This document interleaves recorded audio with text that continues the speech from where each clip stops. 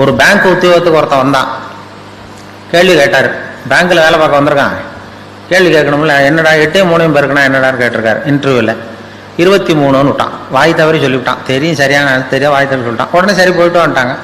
வெளியில் வந்து யோசிச்சான், ஆஹா இது ஒரு சின்ன கேள்வி, 8 3 பேருக்குனா என்னன்னு கேட்டாங்க, நம்ம வாய் தவறி 23 சொல்லிட்டோம், இது நிச்சயமாக இந்த வேலை கிடைக்காது, பேங்க்கில் எப்படி வேலை கொடுப்பாங்க, ஏதோ தப்பாக போச்சுட்டு போயிட்டான். நமக்கு வேலை இல்லைன்ட்டு வீட்டுக்கு போனால் ஒரு 10 நாள்ல அப்பாயின்மெண்ட் ஆர்டர் வந்துட்டுது, வேலைக்கு வந்து சேர்ந்துக்கிடான்னு.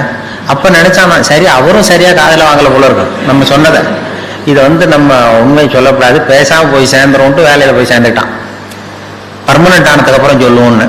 வேலை பர்மனெண்ட் ஆச்சு. அப்புறம் 2 மாதம் கழிச்சு அந்த மேனேஜர்கிட்ட போய் உட்காந்தான். சார், அன்னைக்கு இன்டர்வியூக்கு வந்த அன்னைக்கு என்ன ஒரு கேள்வி கேட்டீங்க, 8 3 பேருக்குனா என்னென்னு, நான் வாய் தவறி 23ன்னு சொல்லிட்டேன், நீங்களும் அது சரியாக காதில் வாங்கலை, எனக்கே வேலை கொடுத்துட்டீங்க சார், ரொம்ப தேங்க்ஸ் அப்படின்ட்டுருக்கான்.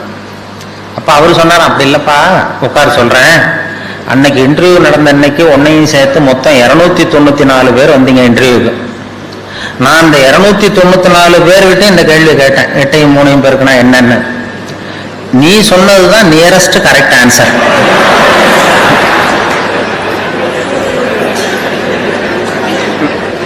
நான் அதனாலதான் உனக்கு வேலை கொடுத்தேன், ஏமாந்து போய் கொடுத்துள்ள அப்படின்னாராம்.